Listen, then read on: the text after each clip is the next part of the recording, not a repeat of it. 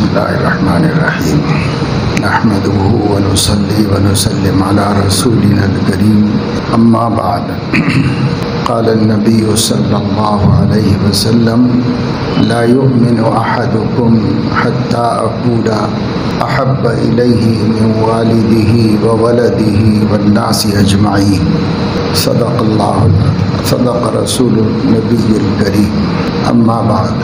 اللہ تعالیٰ نے انسانوں کی ہدایت کا جو نظام قائم فرمایا ہے، اس نظام ہدایت کا بڑا حصہ بلکہ بنیادی حصہ وہ انبیاء علیہم السلام کی بعثت ہے۔ نبی تشریف لاتے ہیں اللہ کی طرف سے بندوں کو ہدایت کا راستہ دکھانے کے واسطے۔ ہم لوگ آخری امت ہیں، اور آخری امت اس لیے ہیں کہ آخری نبی کے مبعوث ہماری طرف مبعوث کیے گئے ہیں، ہم ان کے امتی ہیں۔ حضرت علیہ السلام نے خود فرمایا انا آخر الانبیاء وانتم آخر الامم، میں آخری نبی ہوں، تم آخری امت ہو۔ اس لیے کہ جب نبی نہیں بدلے گا تو امت نہیں بدلے گی، یہی امت چلتی رہے گی اور یہی نبی کی نبوت قیامت تک چلتی رہے گی۔ تو ہمارے نبی خاتم النبیین حضرت محمد صلی اللہ علیہ وسلم ہیں، اور وہ اس دنیا میں تشریف لائے، 63 برس زندگی گزاری، 40 برس کی عمر میں نبوت سے سرفراز کیے گئے، اور 23 سال تک انہوں نے دنیا کو اللہ کا دین بتایا۔ اللہ ان کو بتاتے رہے اور وہ اپنی امت کو بتاتے رہے۔ جو امت اس وقت موجود تھی، سامنے آپ کے مخاطب تھی، اس کو بتاتے رہے۔ اس امت کے ذریعے سے اگلے لوگوں تک بات پہنچی، ہم تک بھی پہنچی، کیونکہ آپ نے ان کو 23 سال کے بعد یہ ارشاد فرمایا تھا فَلْيُبَلِّغِ الشَّاهِدُ مِنْكُمُ الْغَائِبَ، جتنے یہاں موجود ہیں، میرے سامنے موجود ہیں، مجھ سے براہ راست دین سیکھے ہوئے ہیں، وہ جو لوگ موجود نہیں ہیں ان تک پہنچا دیں۔ اس وقت جو حج میں موجود نہیں تھے وہ تو بہت تھوڑے تھے، صرف ان تک پہنچانا مقصد نہیں تھا۔ جو نبی کے حین حیات موجود نہیں ہیں، بعد میں پیدا ہونے والے ہیں اور بعد کے زمانوں میں آنے والے ہیں، ان کو بھی صحابہ کے ذمہ تھا کہ بات پہنچا دی۔ تو صحابہ نے تابعین تک پہنچا دی، تابعین نے تبع تابعین تک پہنچا دی، نبی کی باتیں حفاظت کر کے من عن جیسی تھی اسی طرح پہنچا دی۔ پھر یہ سلسلہ چلتے چلتے چلتے ہمارے زمانے تک آیا، تو آج بھی جو سینئر علماء ہیں وہ جونیئرز کو وہ باتیں سب پہنچا دے رہے ہیں جو اللہ کے نبی سے ان تک پہنچی۔ اللہ نے ان کو بتائی، انہوں نے صحابہ کو بتائی، صحابہ نے بعد والوں کو، پھر یوں ہوتے ہوتے سلسلہ اس کا قائم ہے اور جاری ہے۔ جو باتیں حضور علیہ السلام نے ہمیں سکھائی اور بتائی ہیں، جو باتیں حضرت علیہ السلام کے ذریعے امت کو ملی ہیں، انہی باتوں کو ہدایت کہتے ہیں، اسی کو اسلام کہتے ہیں، اسی کو دین کہتے ہیں۔ جو باتیں حضور نے امت کو دی ہیں، بس انہی باتوں کا نام اسلام ہے، دین ہے، ہدایت ہے، اسی کا نام فوز و فلاح اور کامیابی ہے۔ تو زمانہ کوئی سا بھی ہو، علاقہ کوئی سا بھی ہو، ہدایت ایک ہی ہے، وہ جو حضور اکرم صلی اللہ علیہ وسلم اللہ کی طرف سے لائے اور صحابہ کو پہنچایا، وہی ایک ہدایت ہے۔ اس زمانے کی بات ہو، بعد والے زمانے ہوں، آج کا زمانہ ہو، آئندہ آنے والا زمانہ ہو، عرب کا علاقہ ہو، عجم کا ہو، دنیا میں کوئی بھی آدمی کسی ملک میں کسی خطے میں کلمہ پڑھ کے اپنے کو مسلمان کہے گا تو اس کے لیے راستہ وہی ہے جو حضرت محمد صلی اللہ علیہ وسلم نے 1400 سال پہلے بتایا۔ نبوت ملنے کے بعد سے اپنی وفات تک جو باتیں بتائیں بس وہی راستہ ہے. اس راستے سے ہٹ کے کوئی راستہ اگر کوئی اختیار کرے تو لن یقبل منہ، قبول بھی نہیں کریں گے اللہ تعالیٰ، کیونکہ دین تو بس اب اللہ کے ہاں طے ہے. وہی جو حضور علیہ السلام لے کر آئے اس کا نام اسلام ہے، وہ دین طے ہے. اسی پہ چلنے والا اللہ کے ہاں دیندار ہے، اور اس پہ نہیں چلنے والا اللہ کے ہاں بے دین ہے، سابئی ہے، گمراہ ہے. اسی پہ چلنے والا دیندار ہے. سیدنا عمر فاروق رضی اللہ تعالیٰ عنہ کہیں سے تشریف لائے، یہودیوں کے محلے سے گزرے. ایک یہودی کے پاس تورات تھی. تورات قرآن سے پہلے حضرت موسیٰ علیہ السلام پر جو کتاب نازل ہوئی وہ تورات ہے، اللہ کی کتاب اللہ نے اتاری ان کے اوپر. یہ کتاب ایک یہودی عالم لے کے بیٹھا ہوا تھا یا پڑھ رہا تھا یا اس کے پاس دیکھی انہوں نے، تو انہوں نے کہا بھئی یہ کتاب مجھے فروخت کرو گے کیا؟ اس سے وہ خرید دی اور وہ تورات کا نسخہ لے کر حضور اکرم صلی اللہ علیہ وسلم کی خدمت میں آئے. اور حضرت صلی اللہ علیہ وسلم جو قرآن سناتے تھے صحابہ کو، اس میں بار بار تورات کا ذکر آتا تھا. انزلنا التوراۃ فیہا ھدی و نور، ہم نے تورات نازل کی، اس میں ہدایت اور روشنی تھی سیدھے رستے کو دیکھنے کے واسطے.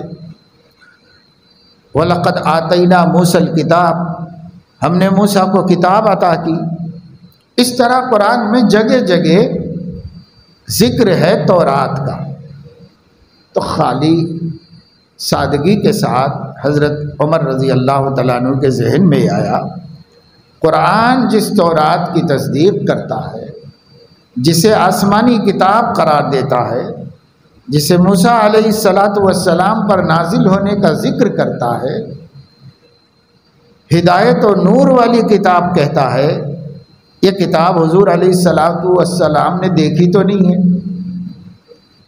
دو وجہ سے نہیں دیکھی. ایک تو آپ کو ضرورت ہی کیا تھی، یہودیوں کے پاس رہتی تھی وہ کتاب، مسلمانوں کے پاس تو نہیں تھی.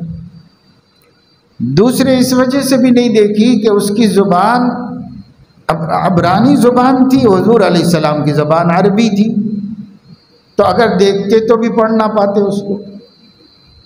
اس لیے حضور علیہ السلام کو کبھی خیال بھی نہیں آیا، دھیان بھی نہیں آیا.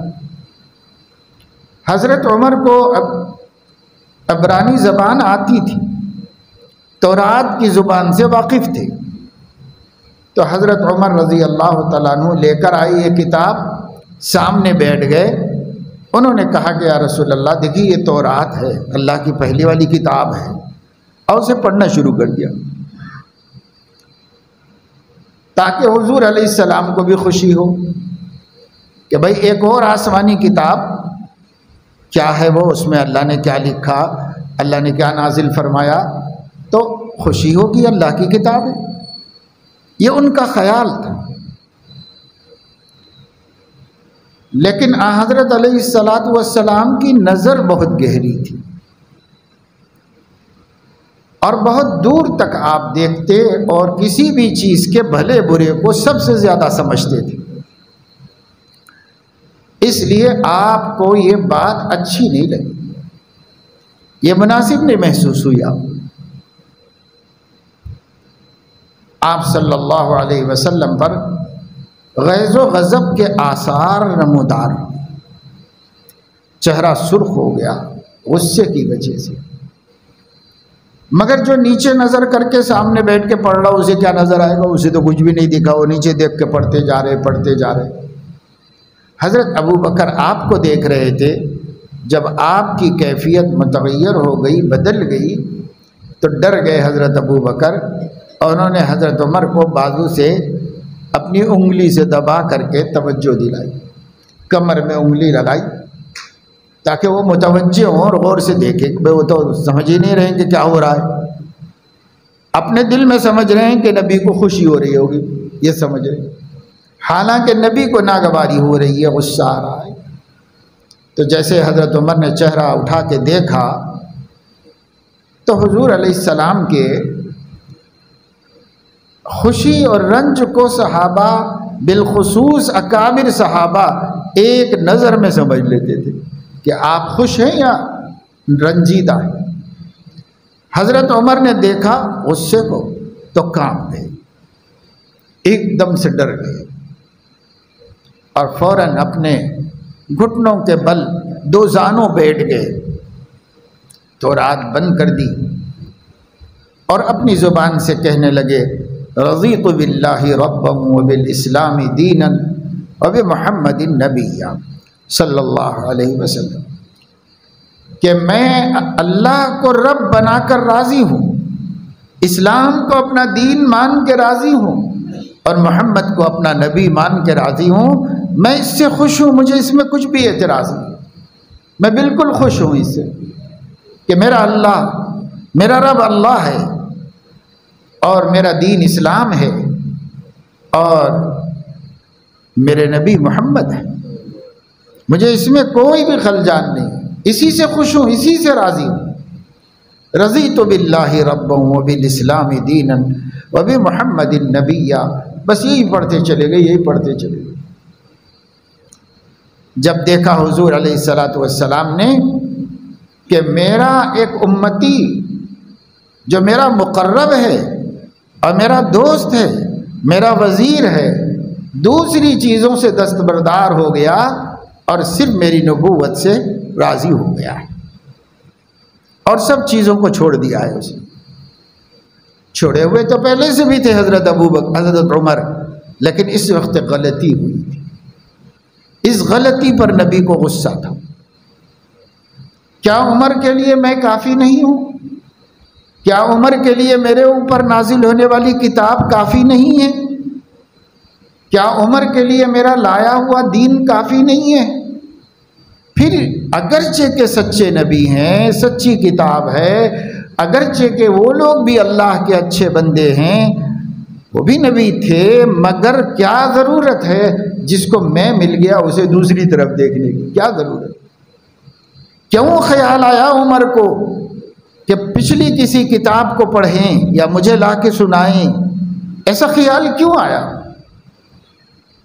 تو جب انہیں وہ کلمات کہے جن کلمات سے یہ پتہ چلا کہ نہیں ہمیں کچھ نہیں چاہیے، ہمیں کوئی نہیں چاہیے، ہمیں اللہ چاہیے رب بنانے کے لیے، ہمیں اسلام چاہیے دین بنانے کے لیے، ہمیں محمد چاہیے نبی بنانے کے لیے، اور کچھ نہیں چاہیے۔ یہ دہراتے رہے، آہستہ آہستہ غصہ اترتا رہا۔ پھر حضرت علیہ السلام نارمل کیفیت میں ہو گئے۔ تب آپ نے ارشاد فرمایا کہ عمر کیا ضرورت تھی اس کو لا کر مجھے، کیا ضرورت تھی؟ میں تم کو قرآن دے رہا ہوں، اللہ کی آخری کتاب دے رہا ہوں، سب سے اعلیٰ و اشرف کتاب دے رہا ہوں۔ اس کتاب میں اللہ نے جتنا تورات انجیل کے بارے میں بولنا تھا بول دیا ہے، وہی آپ کو کافی۔ اب آپ کو تورات لا کے پڑھنے کی کیا ضرورت ہے؟ کیا ضرورت تھی اس کو لانے کی اور پڑھنے کی اور سنانے کی؟ آپ کو معلوم ہونا چاہیے، حضور نے حضرت عمر سے فرمایا کہ عمر معلوم ہونا چاہیے کہ تورات کی تو مجھے کیا ضرورت ہوگی، مگر موسیٰ کو قرآن کی ضرورت ہے۔ مجھے تورات کی کیا ضرورت ہے؟ میں تو سب شریعتوں کا ناسخ، اسے منسوخ کر کے ایک اللہ کی آخری شریعت اور کامل شریعت اور مکمل دین لے کے آیا ہوں۔ آج اگر موسیٰ موجود ہوتے یا ہو جائیں اللہ کی قدرت سے، لما وسعہ الا اتباعی، موسیٰ کی نجات بھی میری اتباع میں ہے۔ جب میرے آ جانے کے بعد نبیوں کی اتباع بھی، نبیوں کی نجات بھی میری اتباع میں ہے، آپ مجھے لا کے تورات کیوں سنا رہے؟ کیا ضرورت ہوئی اس فضول عمل کی، اس غیر ضروری کام کی کیا اہمیت ہے؟ کیوں کیا آپ نے ایسا؟ مومن کے سامنے اللہ کا حبیب اور اللہ کی کتاب رہنی چاہیے۔ اس سے بڑی تم کو کیا چیز ہے یہ وہ دولت ہے جس دولت کی آرزو اور تمنا پچھلے نبیوں کو بھی ہے، وہ تم کو مل گئی ہے۔ اب اس ملنے کے بعد ناقدری کی بات ہی تو ہو گئی کہ قرآن کے ہوتے ہوئے تورات پڑھنے جا رہے ہیں آپ۔ آج بھی بہت سے لوگ ہیں نام نہاد اسکالر، وہ قرآن سمجھنے کے لیے بائبل پڑھتے ہیں، حالانکہ اس زمانے تک تورات پھر بھی غنیمت تھی۔ جب سے بائبل بنی تو اس کا اللہ سے کوئی تعلق ہی نہیں۔ بائبل کا اللہ سے کیا تعلق ہے؟ آسمانی کتاب ہونے سے کیا تعلق ہے؟ بائبل بخت نصر کے حملوں کے بعد، یہودیوں کی اینٹ سے اینٹ بجا دینے کے بعد، پورے یروشلم کو تاخت و تاراج کر دینے اور بیت المقدس کو ڈھا دینے اور تورات کے تمام نسخوں کو جلا دینے اور یہودیوں کو زنجیروں میں جکڑ کے قیدی بنا کر یورپ لے جانے کے بعد تورات تھی ہی کہاں؟ ہاں، کہا جاتا ہے کہ تورات کا جو صحیح نسخہ تھا وہ ملک شام کی کسی پہاڑی میں چھپا ہوا ہے، محفوظ ہے، جسے اور تو کوئی نہیں جانتا کہ کہاں ہے، نہ حکومت کو معلوم ہے اسرائیل کی۔ لیکن جب اللہ کے خاص بندے ہادی و مہدی محمد ابن عبداللہ ظہور میں آئیں گے، جن کو ہم امام مہدی کہتے ہیں، تو ان کا نام تو محمد بن عبداللہ ہے۔ مہدی کا لقب کیوں ہے؟ بعض حضرات نے فرمایا مہدی اس لیے کہتے ہیں کہ وہ جگہ بتائیں گے کہاں تورات کا صحیح نسخہ رکھا ہوا ہے، وہ جگہ بتا کے وہاں سے نکلوائیں گے، اور اس وقت کے علماء یہود کو پتہ چلے گا اصل تو اللہ کا کلام یہ ہے، اللہ کی اصل کتاب یہ ہے، باقی جو کچھ ہے وہ ہمارا دھوکہ تھا، ہمارا فریب تھا، ہمارے علماء کا دیا ہوا چکمہ تھا، ہمیں تو نہیں معلوم، اب پتہ چلا یہ ہے اللہ کی صحیح کتاب۔ تب ان کو نظر آئے گی۔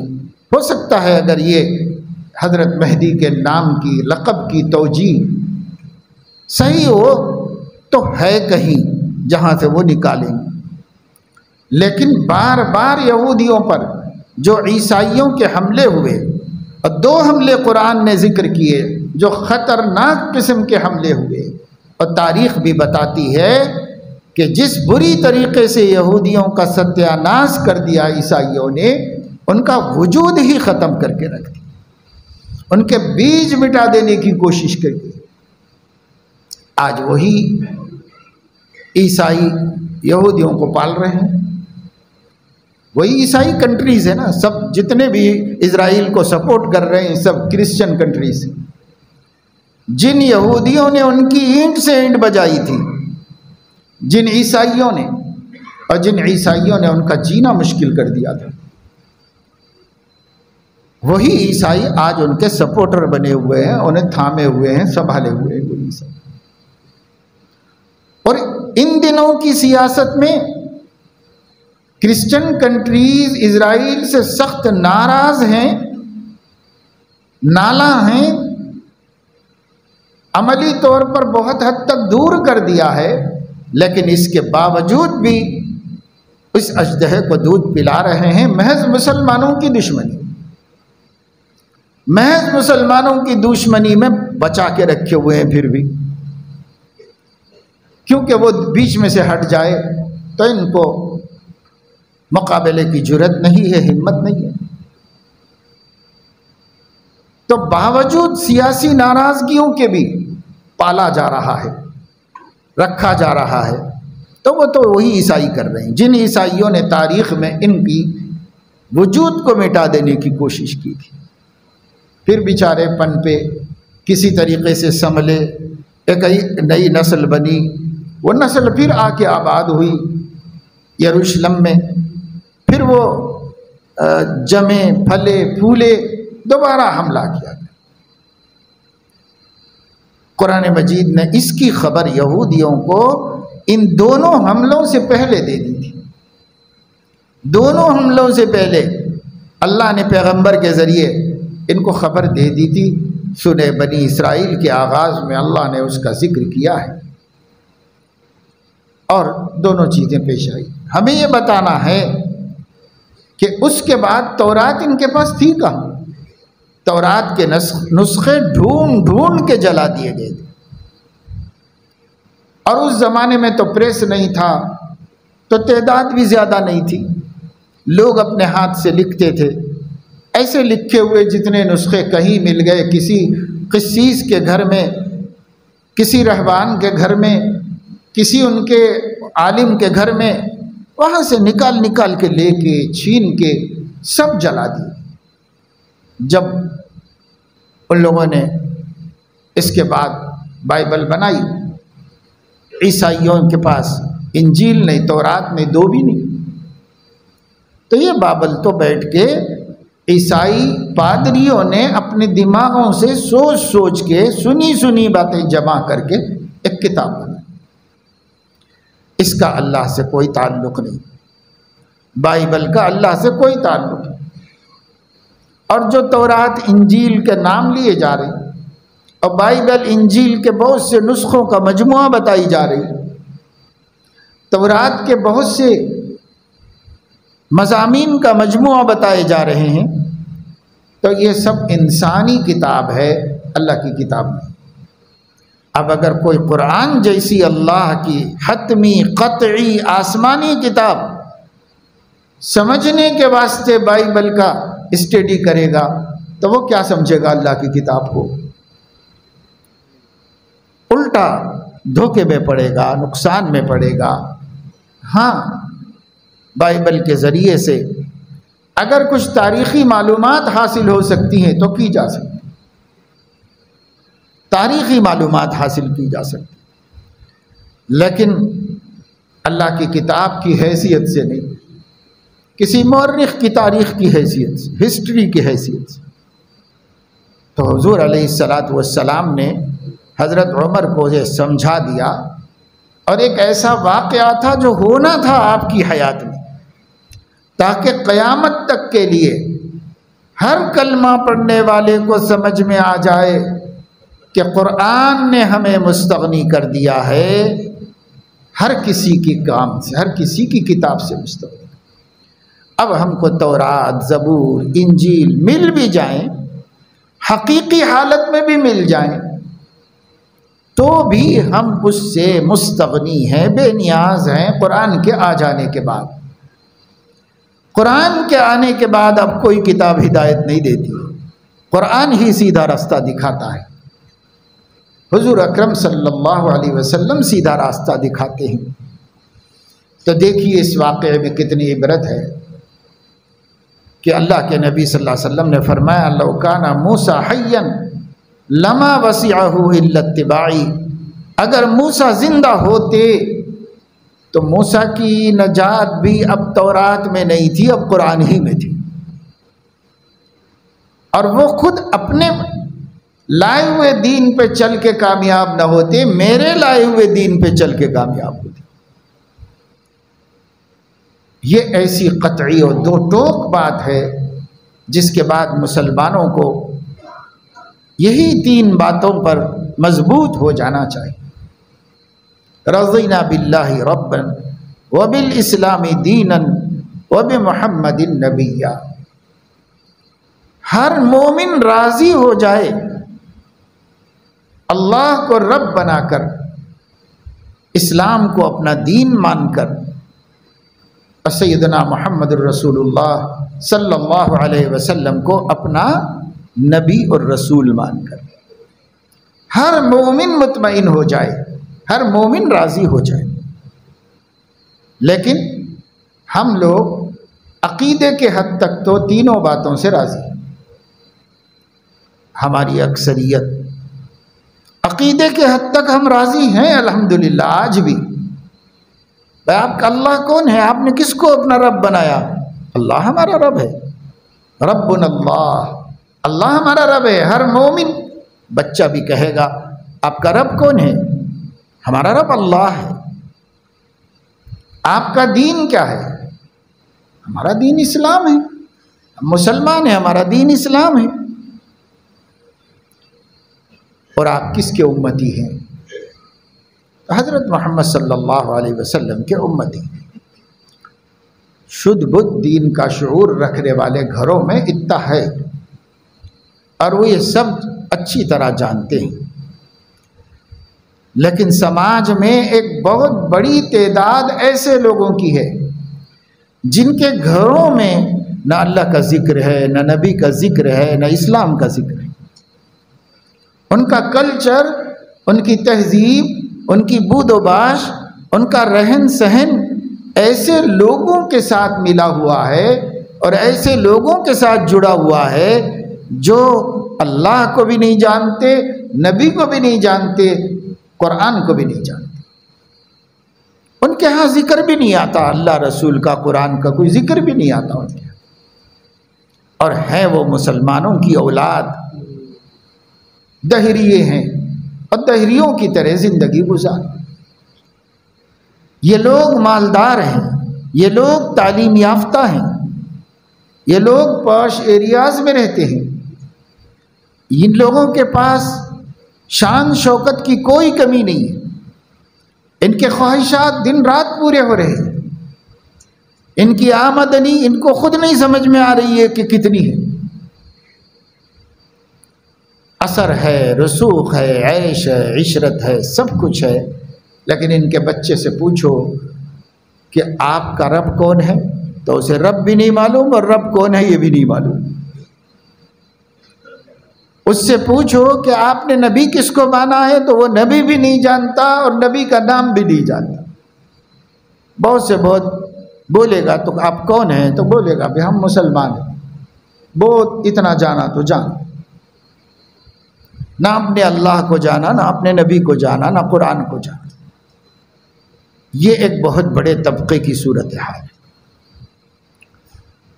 جیسے یہ بہت مالدار لوگوں کا حال ہے، آپ جائزہ لیں گے تو آپ کو پتہ چلے گا بہت غریب اور جاہل گنوار لوگ کو ان کا بھی یہی حال ہے مسلمان، لیکن ان کا بھی یہی حال ہے۔ اب یہ درمیانی تھوڑا سا طبقہ ہے جو مسجدوں سے جڑا ہوا، علماء سے ملتا ہے، دین کی کاموں سے وابستہ ہے، تو یہ بتا سکتے ہیں تینوں باتیں، رضینا باللہ ربا وبالاسلام دینا وبمحمد نبیا۔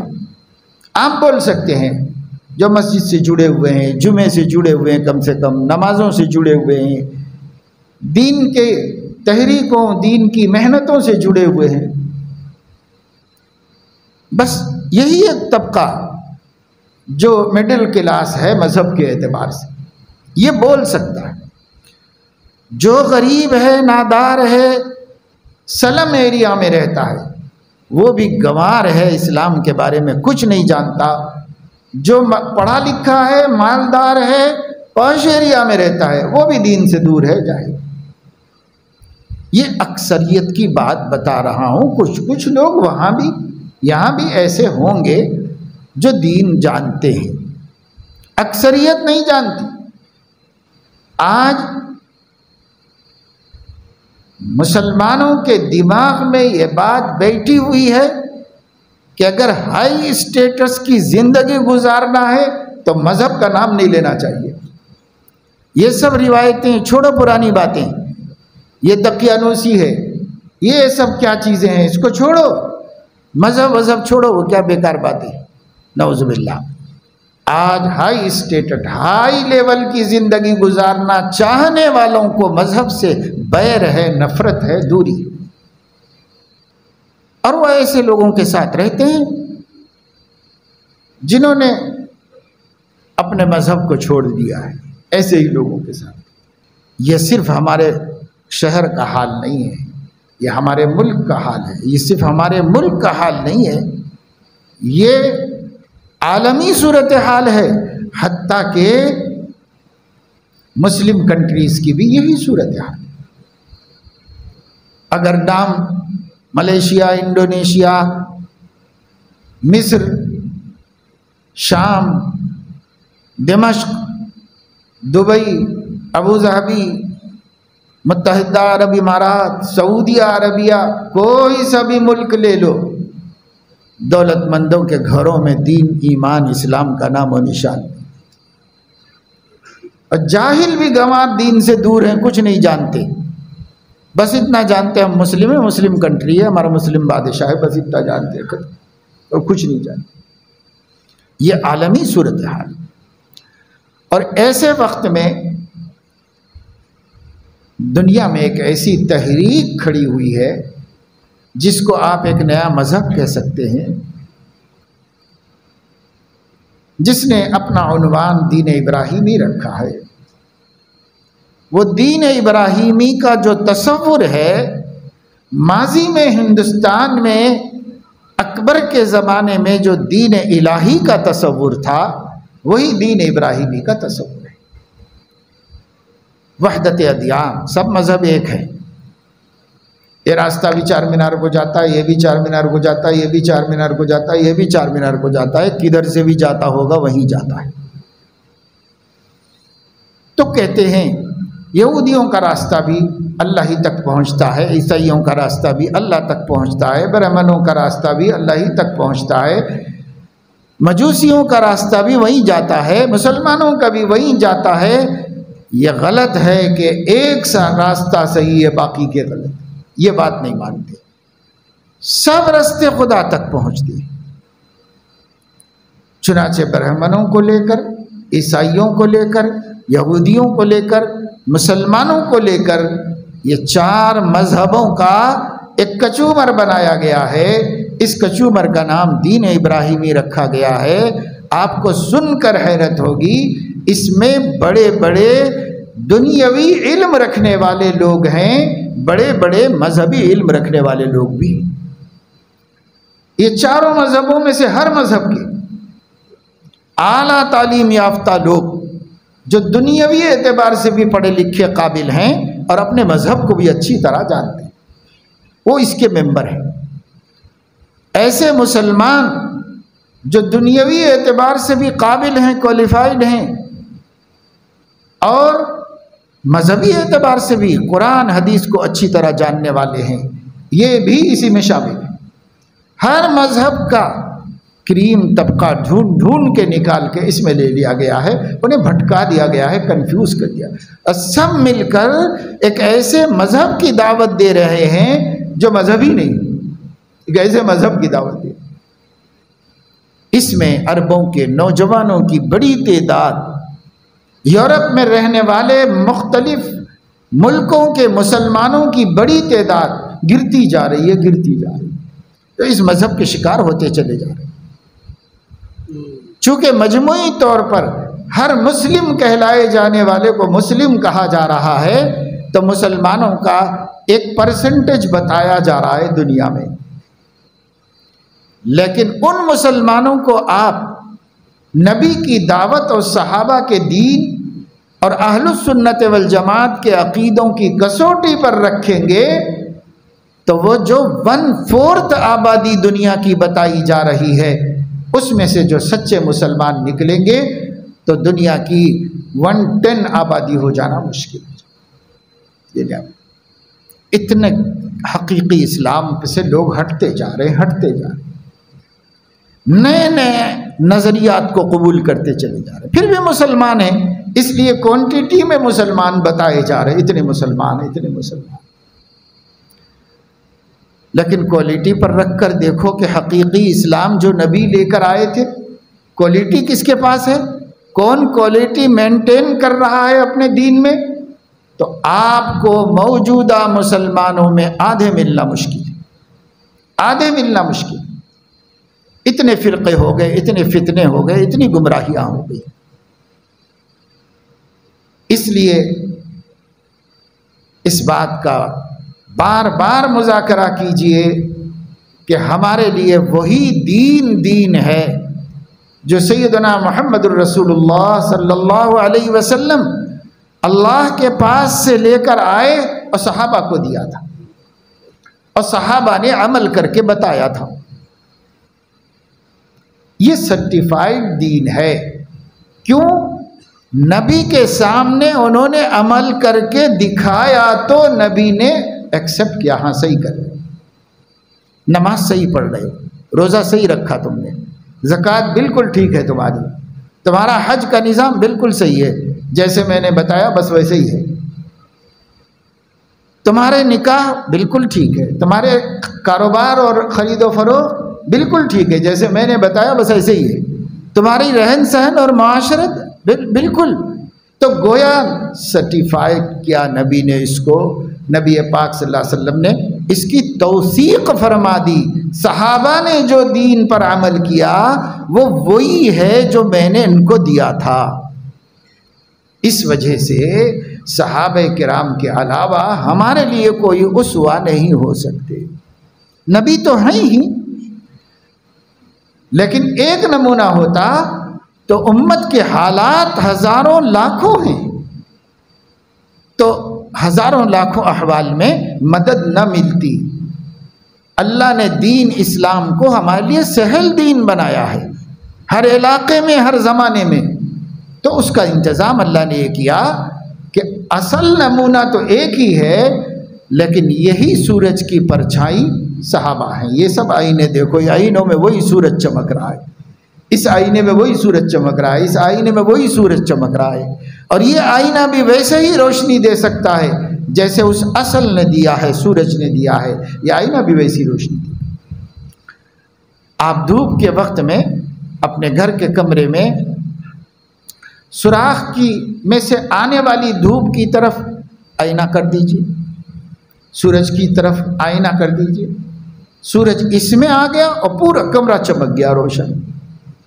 اب اس آئینے میں جو سورج ہے، جیسے آپ اس سورج کی روشنی کا تاب نہیں لا سکتے، اس آئینے کے اندر جو سورج ہے اس کو بھی نہیں دیکھ سکتے، آپ اس کی بھی تاب نہیں لا سکتے، کیونکہ حقیقی عکس ہے اس کا، اور وہ حقیقی عکس کا آپ مقابلہ نہیں کر سکتے.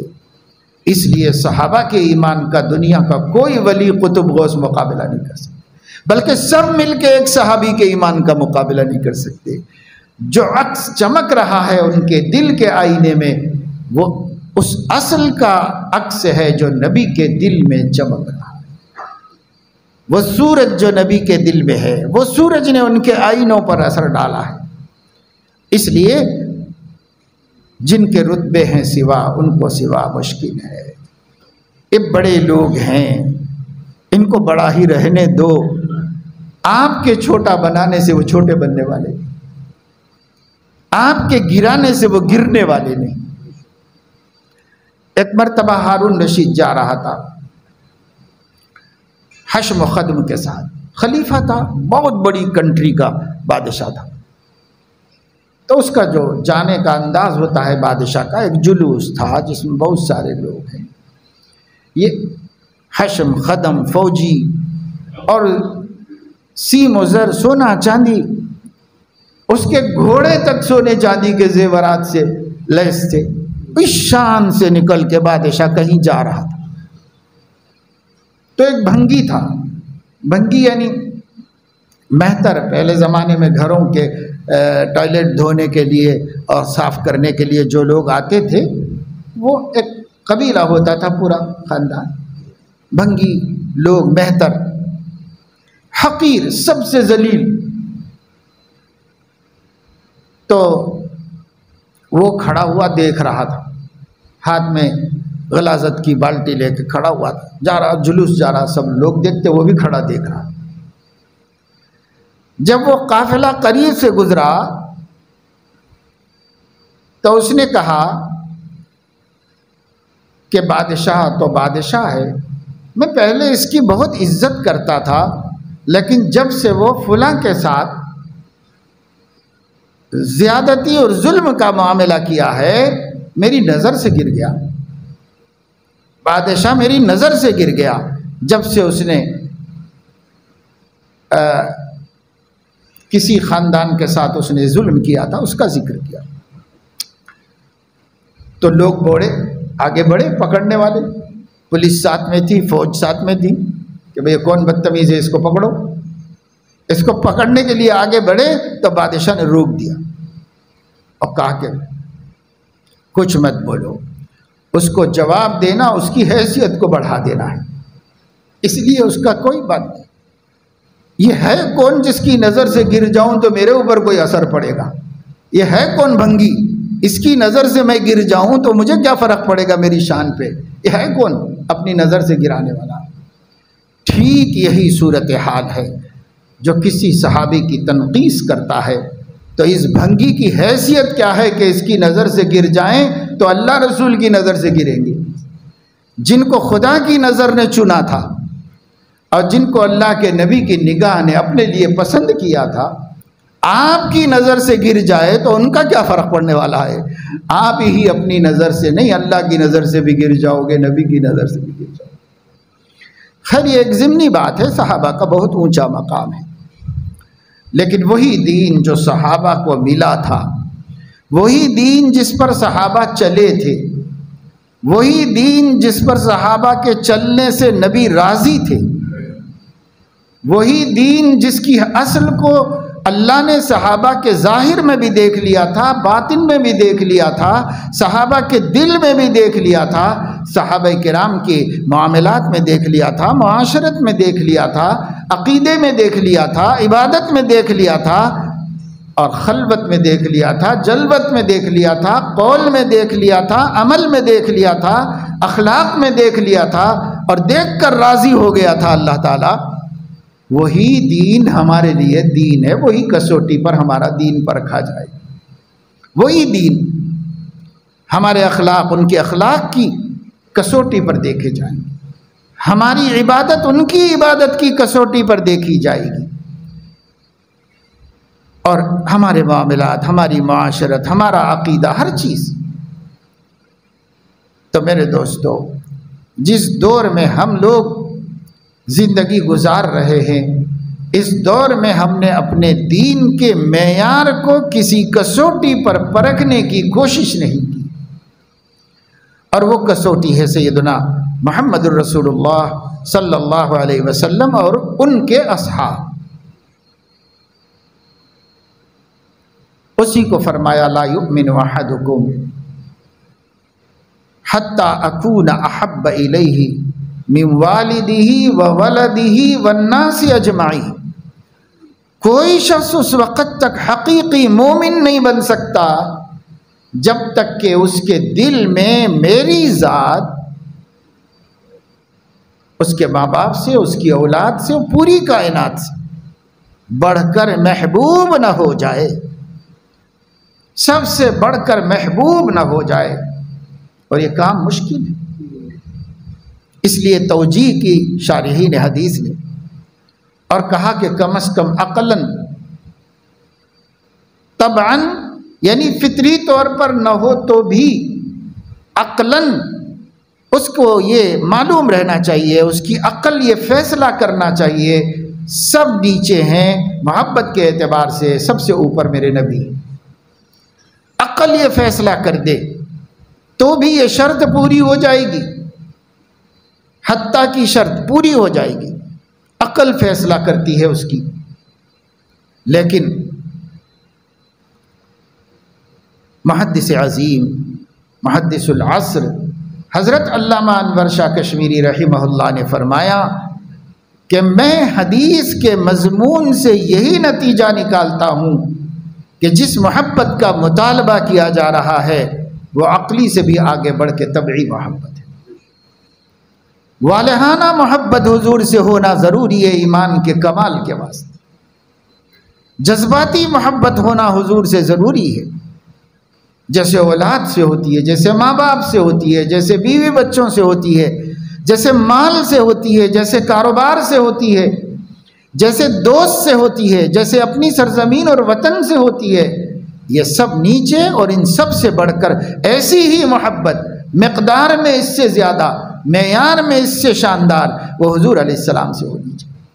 اگر چاہتے ہیں کہ ایمان کامل ہو جائے، اگر چاہتے ہیں کہ ایمان ہمارا صحیح ہو جائے، اتنی محبت چاہیے۔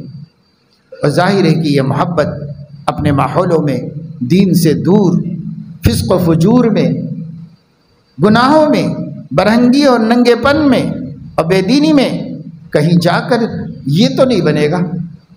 یہ اس وقت بنے گا جب آدمی نبی کے چاہنے والوں سے قریب ہوگا، جب آدمی نبی سے والہانہ تعلق رکھنے والوں سے مقرب ہوگا، جب آدمی ان کے عاشقوں کی تاریخ پڑھے گا، صحابہ کرام کے حالات پڑھے گا، تابعین عظام، ہر زمانے میں جو جتنا نبی کا جاننے والا ہے وہ اتنا زیادہ نبی کا عاشق صادق ہے، ہر زمانے میں۔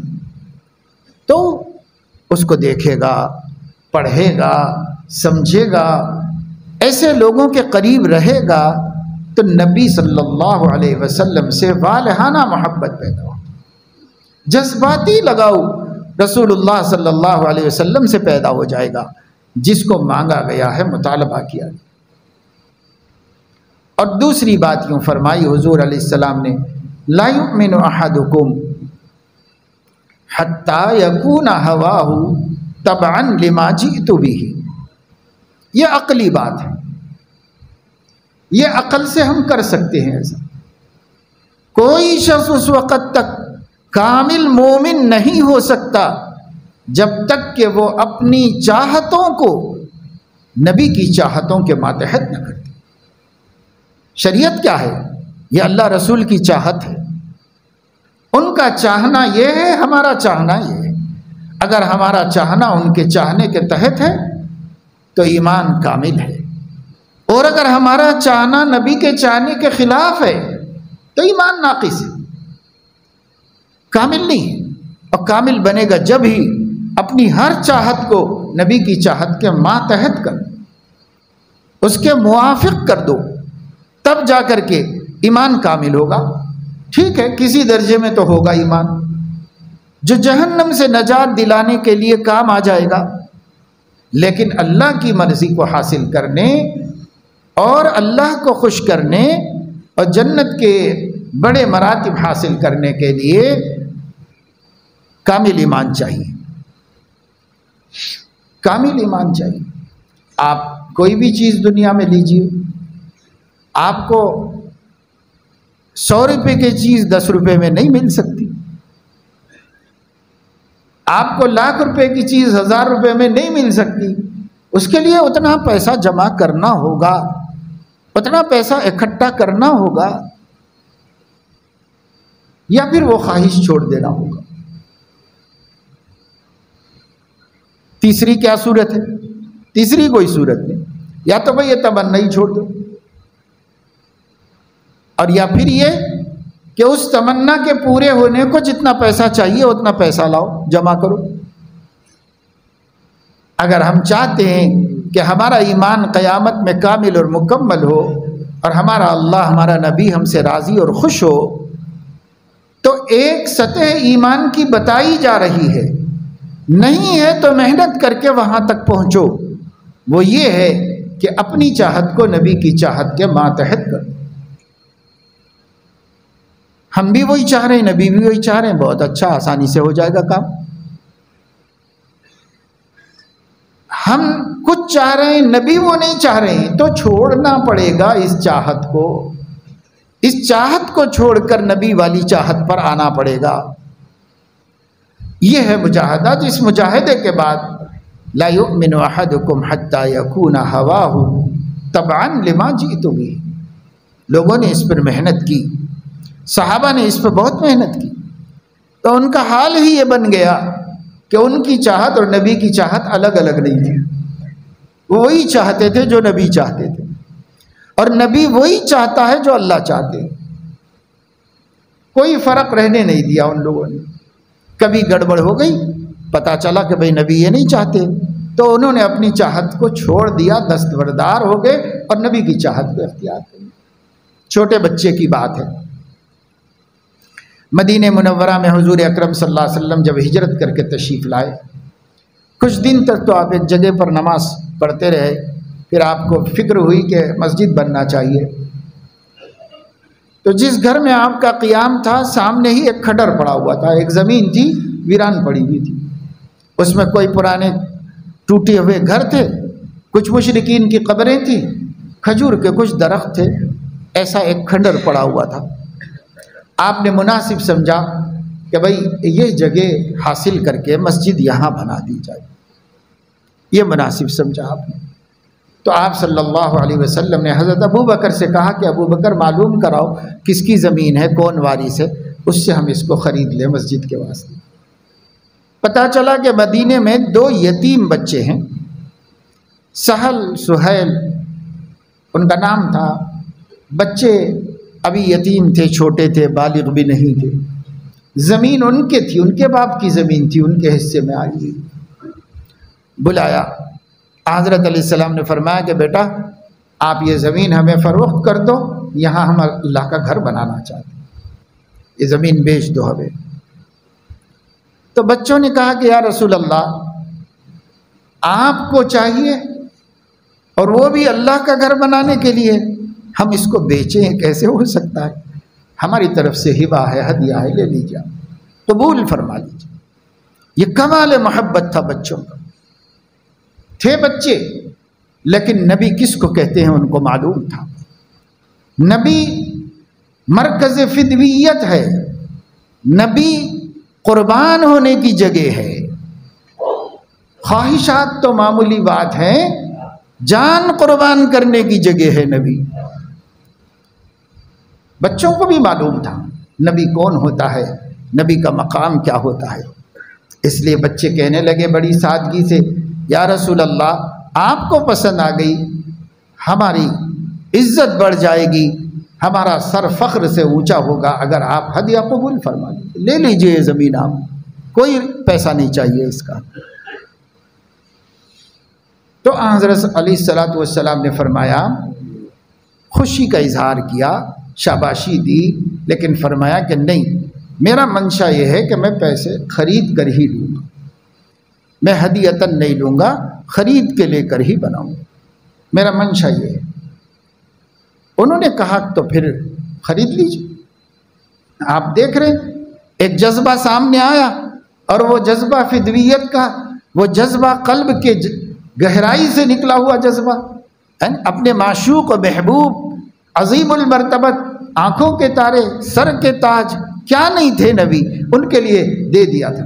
جی تو یہی چاہ رہا تھا، ہم ہوتے ہمارا جی بھی یہ چاہتا، ان بچوں کا بھی جی یہ چاہا.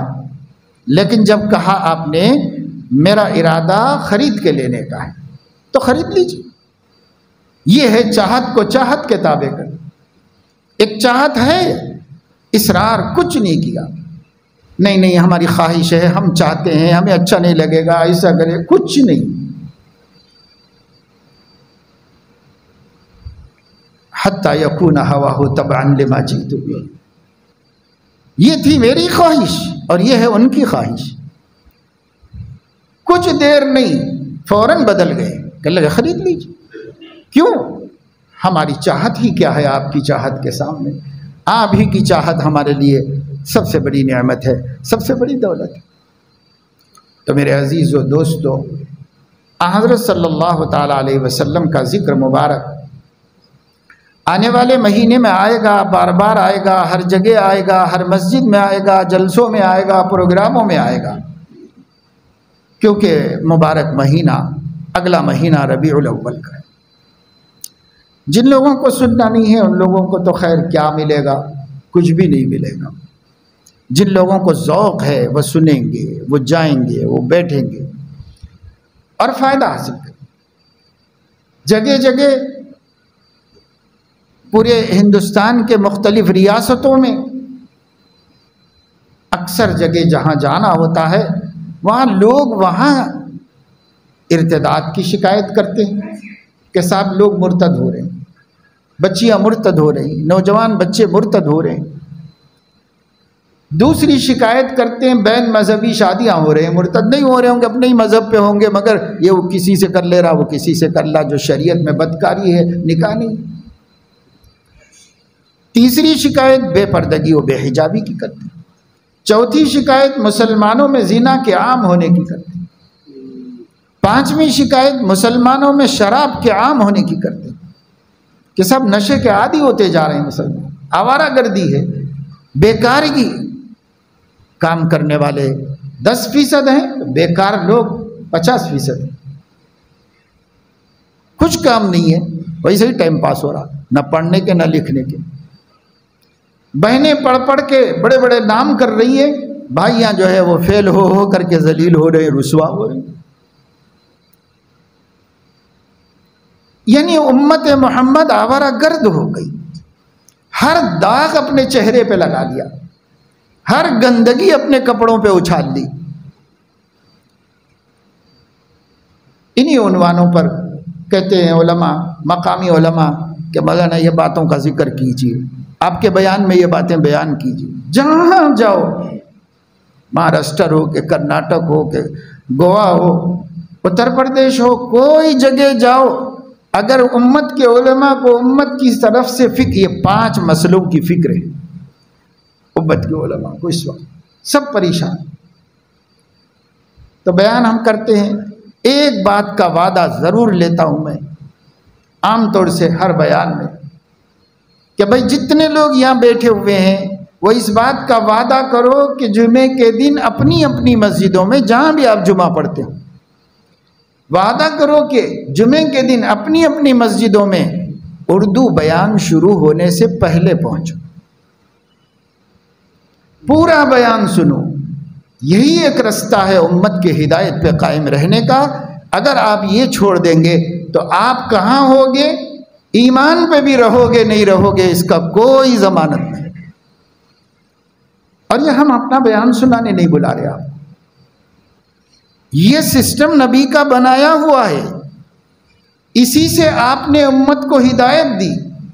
جو صحابہ ستاروں کی طرح چمکے وہ مسجد نبوی کے ممبر سے چمکے، وہیں سے ہدایت دی گئی اور وہیں سے چمکایا جاؤ.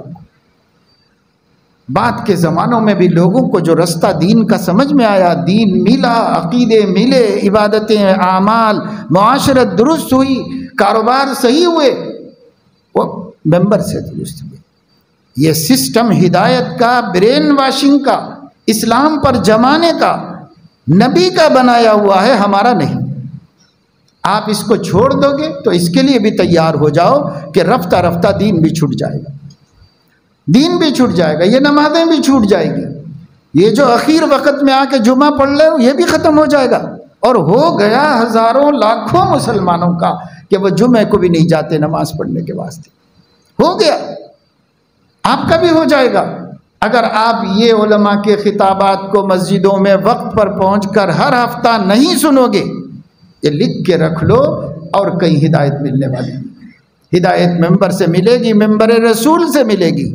اگر آپ اس کے لیے تیار نہیں ہیں تو پھر اس کے لیے تیار ہو جانا پڑے گا کہ کوئی عبد الحمید دلوائی بن جائے، کوئی عبد الکریم چھاگلا بن جائے، جو خواجہ ابن عباس بن جائے، اور جو اصغر علی انجینئر بن جائے، اور خدا جانے کتنے نام ہیں اس ملک کے مشہور مسلمانوں کے، جنہوں نے مرتے وقت وصیت کی کہ ہمیں جلا دیا جائے، ہم توحید کو نہیں مانتے، ہم اسلام کے قائل نہیں، ہمارے جنازے کو فلاں مندر میں لے جایا جائے.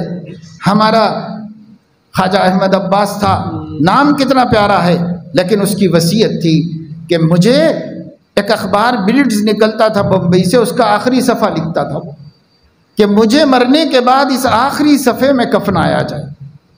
وہ آخری صفحے میں ہمیشہ دہریت کی باتیں لکھتا تھا، اسلام مخالف باتیں لکھتا، اسی کو اپنا سرمایہ اللہ کے پاس لے جانے کے لیے بنایا. نام کیسے اچھے ہیں، خواجہ احمد عباس، عبد الکریم، عبد الحمید، اصغر علی، اور میں کتنے نام لوں آپ کے سامنے. آج بھی ہیں ایسے بیٹھے ہوئے جو اسلام کے بدترین دشمن ہیں، نبی کی عداوت اور عناد دلوں میں پالے ہوئے ہیں، دوسرے مذہبوں کو عزت دیتے ہیں، اسلام کو رسوا کرتے ہیں. نام کیسے اچھے اچھے ہیں، ان کا باپ بھی مسلمان، ان کی ماں بھی مسلمان، ان کا خاندان بھی مسلمان. یہ کیوں ہو گیا؟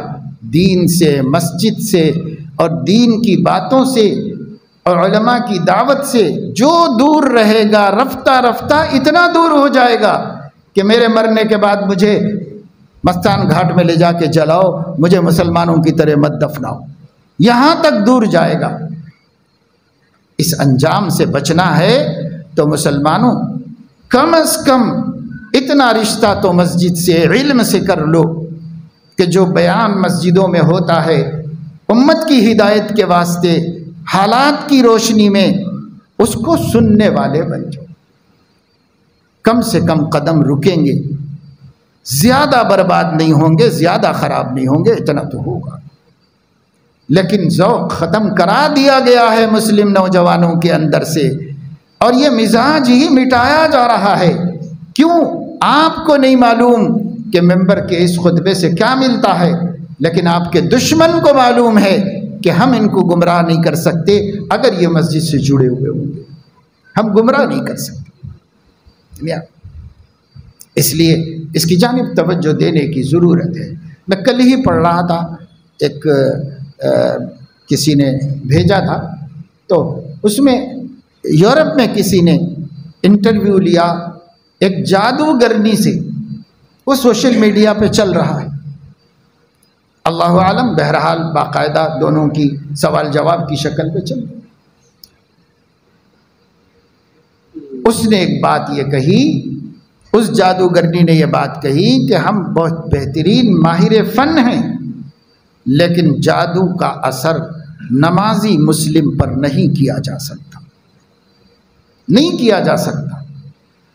وہ کہتی ہے کہ مجھے نہیں معلوم کہ وہ کس حفاظت میں ہوتا ہے کہ اس کے خول کے اندر ہم نہیں پہنچ سکتے، ہمارا یہ فن، ہمارا جادو اس کے اندر نہیں جا سکتا۔ تو غیروں کو اعتراف ہے، ہم کو اعتراف نہیں۔ بس بے ایمان تجربہ کر کے مان رہے ہیں، ایمان والے تجربہ کر کے دیکھنے کو بھی تیار نہیں۔ اس لیے میرے دوستو، حکیم الامت حضرت تھانوی رحمہ اللہ نے ایک دفعہ بڑی غیرت میں آ کے یوں فرمایا کہ اب میں بہت نیچے اتر کر آپ لوگوں سے یہ کہتا ہوں کہ اگر اللہ رسول کو خوش کرنے کے لیے نیک نمازی نہیں بنتے تو اس ملک میں عزت سے رہنے کے لیے بن جاؤ، کیونکہ وہ بھی اس کے بغیر ملنے والا نہیں، وہ بھی اس کے بغیر ملنے والا نہیں۔ یہاں تک نیچے اتر کے کہنا پڑا علماء کو۔